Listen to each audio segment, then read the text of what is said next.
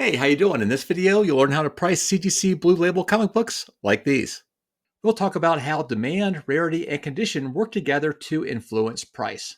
Then I'll provide examples of estimating fair market value using a pricing tool, from the very easy to the very difficult. Let me open up with a mistake that's cost many beginners and intermediate collectors hundreds or even thousands of dollars. They'll use a pricing tool like the one I use, GP Analysis, identify a book like Amazing Spider-Man #1 in a certain condition, let's say a 2.5, focus on the most recent sales data, and conclude that the book should cost somewhere between the 90-day average and the most recent sale. But using this approach, someone could have easily paid more than $1,000 more than they should have. I'll cover what I think fair market value should be later in this video, but I'll address the major mistake now. This person skipped a critical step in the process. They didn't take time to understand the fundamentals. And that's why I'm covering fundamentals first before going into fancy price estimation tools. The first variable in the equation is demand. It doesn't matter how rare a book is, it doesn't matter how high the condition. If there's not demand for the book, then it's not worth anything. So what creates demand? A big driver is the first appearance of major characters. A-list debuts like Batman, Hulk, and Deadpool, they generate nuclear level demand. If you go down a tier, these are still major characters like Doctor Strange, Ant-Man, or Captain Marvel. Still strong demand, but less intense than the A-listers. You can imagine descending tiers of characters where you get to a point where a character is either forgotten or so obscure that nobody cares about them. And thus, demand is going to be close to zero. Even if it's not a character's first appearance, #1 issues of major series are also highly desirable. Batman #1, Wonder Woman #1, and Amazing Spider-Man #1 fit that bill. Apologies to fans of the Joker or the Chameleon. Some books are significant for their place in comic book history, even if they aren't tied to a big character. Take Famous Funnies #1. This is the first comic sold at a newsstand. Collectors also love iconic art. They grab attention even if what's on the inside isn't all that interesting. Sometimes classic covers feature major superheroes. Detective Comics #31 or Superman 14 are great examples. Then there are some covers that are superhero-less that are still so cool that collectors are willing to spend big money on them. What's cool about these drivers of demand is that oftentimes they don't act independently. That is, there are some issues that have several of these great characteristics. I mean, check out Action Comics #1. The first appearance of Superman, the birth of superheroes, and the start of the Golden Age. Yep, that's a book that's got a lot going for it. Another example is Captain America Comics #1, the first appearance of Cap, and one of the best covers of all World War II. And as you might imagine, demand for these books is sky high. Sometimes this can work the other way around though. For example, when there is a first appearance of a major character, collectors would like that character to be on the cover, but sometimes they're absent. For example, All-Star 8, which is the first appearance of Wonder Woman, there's no Wonder Woman there. Then you have More Fun 73, cool Dr. Fate cover, but it's not his first appearance. It's the first appearance of Aquaman and the Green Arrow. And for all you druggies out there, it's Speedy's first appearance too. Although I don't think that book would sell for too much more if it just had Speedy on the cover.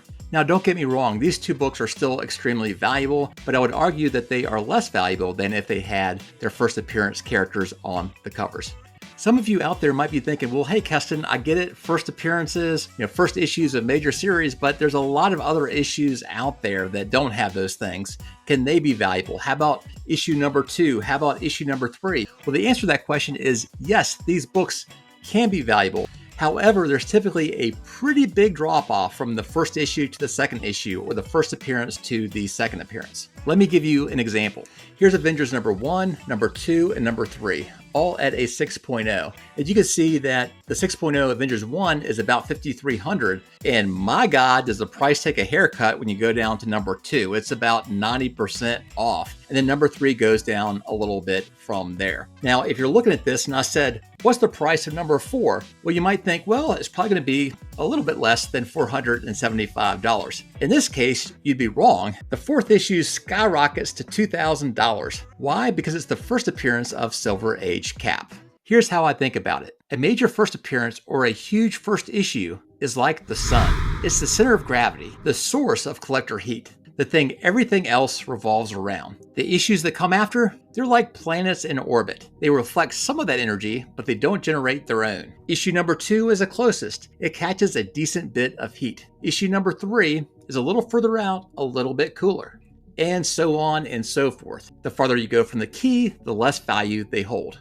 Unless a later issue can generate its own heat, like Avengers number 4. Instead of orbiting the sun, it becomes a mini-star in its own right, one that is able to generate its own collector energy. My final point about demand is this: it can change over time. Take single series number 20. Once one of the most valuable comics in all the hobby because of Tarzan. Now it's cooled off. There are likely thousands of comic books that are more valuable than this one. On the other hand, there are some books that have been fairly obscure, fairly cheap, and then rise into prominence. One of those is Suspense Comics number 3. It blew up after getting attention in the Gerber photo journals. Another example is Tales to Astonish number 13, the first appearance of Groot. This is the type of book you would find in the long boxes at a convention. But once Guardians of the Galaxy came out, forget about it. That book skyrocketed. Now, that being said, the book has come down to earth a bit, but it's still way more expensive than before the movies came out. Speaking of movies, there have been many issues that have benefited and then absolutely plummeted a little while later. Eternals number 1 is a great example. Before I dive into the second pillar of pricing, rarity, I wanted to point your attention to the description box below. I provide links to other videos I've made and articles I've written if you want to dive more deeply into any of the topics that I've discussed here. And I even talk about different color labels, like Restore books, which are purple, and Qualify books that are green. But let's get back to rarity. In previous videos that I've done on this topic, I've had people write in the comment box, rarity doesn't matter. It's all about demand. I have got to disagree on that point. Remember those 3 A-list characters that I talked about earlier? Well, let's look at their first appearances. Here we have Tech 27. There's about 100 copies that are believed to exist. We have Hulk number 1, approximately 3,000 exist. And then New Mutants 98, the first appearance of Deadpool, it's likely that over 100,000 survive today. If it were the case that rarity doesn't matter and it's all about the demand of a character, you would expect these books to cost about the same. Let's take a look, shall we? Yep. At a 6.0, a Tech 27 will run you over $1 million. Hulk 1, about $35,000, and New Mutants 98, about $200. Why are some books rare? Because of 2 reasons. The one is low print runs. For example, Teenage Mutant Ninja Turtles number 1, the first printing had just 3,000 copies. Other books have high attrition, especially books that were printed before the mid-1960s. A famous example is Marvel Comics number 1. It had almost 1 million copies printed, and today it's thought that about 100 survive. That's a 99.99% attrition rate. Of course, many books suffer from both a combination of low print runs and attrition. At the risk of glossing over a lot of nuance, I want to give you a sense of relative rarity across the ages. So if we look at Action Comics number 1 from 1938, many people believe about 100 copies exist. If you flash forward to Showcase number 4 that features the first appearance of the Silver Age Flash, there's thought to be about 1,000 copies. So from the early Golden Age to an early Silver Age, it's a factor of about 10. You move up to 1963, so now we're in the later middle parts of the Silver Age. There's about 10,000 copies of X-Men number 1 that are thought to exist. Incredible Hulk number 181 is thought to have about 40,000 copies out there. So you can see there is a logarithmic increase as we go from the Golden Age up through more modern books. All right, I can imagine there's some people on their keyboards right now writing me some really hateful things in the comments. And they're like, Keston, don't you know that there's some modern comic books that are rare? Yeah, hold on, I'll get to that. It's true, there are many rare modern comic books, but they're often due to variants. A cool example is a Dell Auto 1 in 100 variant of Amazing Spider-Man number 667. That book is pretty expensive. There's ought to be about 200 out there. Some collectors love these variants. Others think it's artificial. Yeah, what do you think about variants? Condition is the third pillar of pricing, graded on a CGC 10-point scale. Here you can see a low-end book, a 1.0, Fantastic Four number 1, the same book at a 6.0, mid-grade, a few problems, but it looks pretty good, up to a 9.6 where almost no flaw is visible. Let's move from one Silver Age key to another. Amazing Fantasy number 15, the first appearance of Spider-Man and the Silver Age King. Let's examine how grade affects price. We'll look at a 2.0 through a 5.0. For the math folks out there, they might be looking at these numbers and say, hey, this looks kind of linear. It looks to be about $9,000 a point. 9 times 2, 18,000. If 5.0 times 9 equals 45,000. If you're using that logic, then you come to a 6, you might assume that a 6.0 costs 54,000. But let's take a look at the higher grades. Oh my goodness, 6.0 is not 54,000. In fact, it's about $72,000 as of this video. Then a 7.0 goes to 110,000. Then it escalates from there to a 9.6, a copy sold a few years ago for $3.6 million. To anybody outside the hobby, this seems like madness. Why would you pay 100 times more for one copy of AF-15 versus another? Well, let's take a look at the grade distribution, and it starts making sense. Tons of lower and mid-grade copies, and very few at the top. In fact, you can see that there are only 4 at a 9.6. Now let's overlay AF-15 prices on top of the distribution. Oops, I pressed the wrong button. Here we go. Prices explode in high grades because demand far exceeds supply for high-end AF-15s. Interestingly, most Silver and Golden Age Grails have similarly shaped distributions to AF-15. The distribution tends to peak in the lower middle or the middle of the distribution and becomes very flat at the high grades. The difference, of course, is that the Golden Age Grails are 10 to 100 times rarer. Okay, again, at the risk of oversimplification, let me provide rules of thumb for how condition affects price. Price is fairly linear from 2.0 to about 6.5 depending on the book. Prices typically double from about a 6.5 to an 8, double again from an 8 to a 9, and then skyrocket as you go from a 9 to a 10. Well, Keston, how about bronze books, copper, and more modern? Well, the distributions look a little different. Let's take a look at Hulk 81, the first appearance of Wolverine. You can see that the distribution peaks at somewhere between a 7.0 and an 8.5. And then high grades aren't that rare until you get up to, a 9.6 or a 9.8. New Mutants 98, yeah, look at this distribution. The peak is at a 9.6 and tons of copies at a 9.4 and tons of copies at a 9.8 as well. In fact, if you took all the graded copies of Amazing Fantasy 15, it would be fewer than just the copies of New Mutants 98 at a 9.8. Now, that said, if you were to go to the ultra high grades, a 9.9 or a 10, then New Mutants 98 gets hard to find. And indeed, these books are really expensive. The point being, I would not apply the rules of thumb for Silver and Golden Age books to books that are more modern. Why doesn't this work? Well, the pricing structure assumes that the vast majority of books are in the middle and lower grades, with the distribution quickly thinning out in the very high grades, which isn't the case for Hulk 181 and is certainly not the case for New Mutants 98. Okay, we are far from the end of this video, but congratulations for getting through the fundamentals. Now it's time to go to the fancy pricing tools to get a finer estimate of fair market value. The tool I use and I've been using for over a dozen years is GP Analysis. It pulls from eBay, Heritage, other auction houses, and other sellers. Let's start with easy books. These are high volume books. That means that there are a lot of books that sell at a lot of different grades often. An example here is Amazing Spider-Man number 300, the first appearance of Venom. We'll look for a CGC 9.4 direct copy. You can see that in the last 90 days, there have been 51 recorded sales with an average price of $5.88. To me, this is pretty solid. I mean, that's a good sample of books to look at the grade. And if the price of that particular book has been relatively stable over time, then that 90-day estimate is what I would use. So I would feel pretty good about paying $5.88 for a book. Now, if I'm a little bit more patient, I might be able to get the book a little lower. If I need that book right now, I might pay a little more. But here's a tip for you. Books that sell a lot, don't pay more than fair market value. You'll have time to get in there. The only exception is if the market is super hot or if that book is super hot, then you might have to pay a little bit more. But these are not the go-go days of 2021 or 2022. The market has really settled down the last couple of years, so I think you're pretty safe with fair market value or trying to get even a bit of a better deal. Now it's time to turn the difficulty level up to medium. We're going to look at a Silver Age key in a common grade. Silver Age keys are a lot more scarce than, say, Amazing Spider-Man number 300. and so you're not going to see as many sales at any given grade point. You may recall Amazing Spider-Man #1 at a 2.5. In fact, that's the book that we opened up with at the beginning of this video. Let's take a look at GP analysis. As you may recall, the 90-day average, 7,700 and some change, in the last sale, 8,600.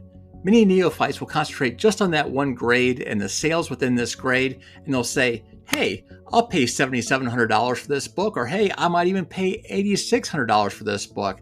They'd be making a huge mistake. Let me tell you what more experienced people do. They very rarely just look at one row. They're going to look up and down and to see if that price estimate makes sense in the context of other grades. And lo and behold, when we look at the other grades, what do we see? Ooh, how strange. 3.0s and 3.5s have lower 9-day averages than a 2.5. That doesn't make any sense. There's nothing super special about a 2.5 that it should cost more than these other two grades. It seems out of line. So what I do is I look at the average price per point from everything from a 2.0 to a 5.0. And to me, it appears that Amazing Spider-Man #1 in this sort of 2.0 to 5.0 range typically sells for $2,100 to $2,500 per point. Therefore, the range that I would be more comfortable paying for a 2.5 would be something like $5,200 to about $6,200. Note that's less than $1,000 less than that 90-day average of a 2.5. Yeah, don't pay a $7,000. Get a 3.0 or a 3.5 instead for that kind of money.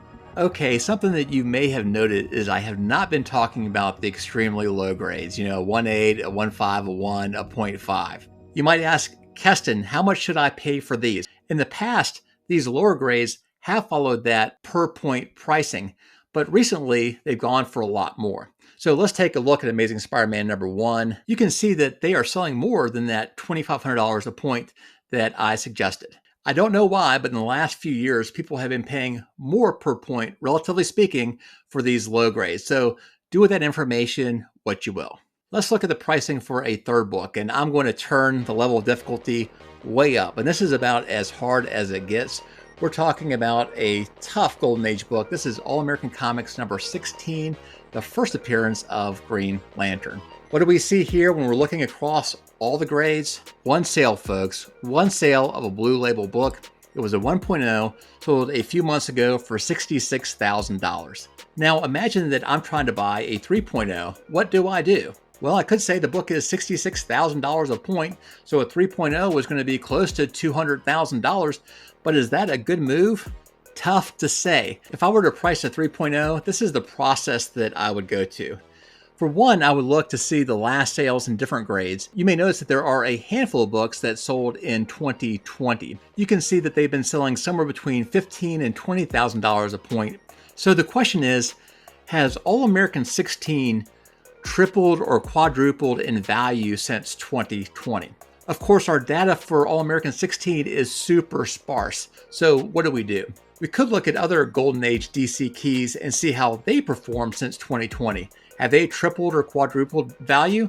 Maybe they've only doubled. If they've only doubled, maybe I'm only going to pay double. And for a book like this, you can bet I'm going to call some of my friends who are also into Golden Age and say, how much do you think this book should cost? And give me your rationale. Because I want to see their process for coming up with the price that I might pay. Of course, a book like All American Comics 16 would be the ultimate grail for many people's collection. And so people might be willing to spend more. But I'm just telling you, it's tough. I've seen a lot of people pay way too much for a Golden Age book that's rare because it hasn't come to auction in a while. And then all of a sudden, 5 other copies come up in the next 2 years. So just be wary if you're looking at super scarce data. And this is why I tell beginners and intermediate folks to avoid Golden Age books. Personally, I love Golden Age books and I hope you can eventually get into them, but get some practice first with Bronze and Silver Age books before you dive into the much more challenging Golden Age books. Let me leave you with 3 bonus tips that will get you the collection you want and may save you thousands of more dollars. Fair market value starts with issue and grade, but then you should adjust price up or down depending on factors like color strike, page quality, and centering. If to you a particular copy looks better than the grade, don't be afraid to pay a little more. The same token, if the book looks worse or has a characteristic you don't like, don't pay fair market value. The second tip I learned from a friend of mine who's a philosopher. And he said, Keston, if there's something about a book that bothers you, that thing will not bother you less after you buy it. And I can't tell you how many times I ignore this advice. I see a book, I'm like, I don't like this about it, but the price was good, I buy it. And guess what?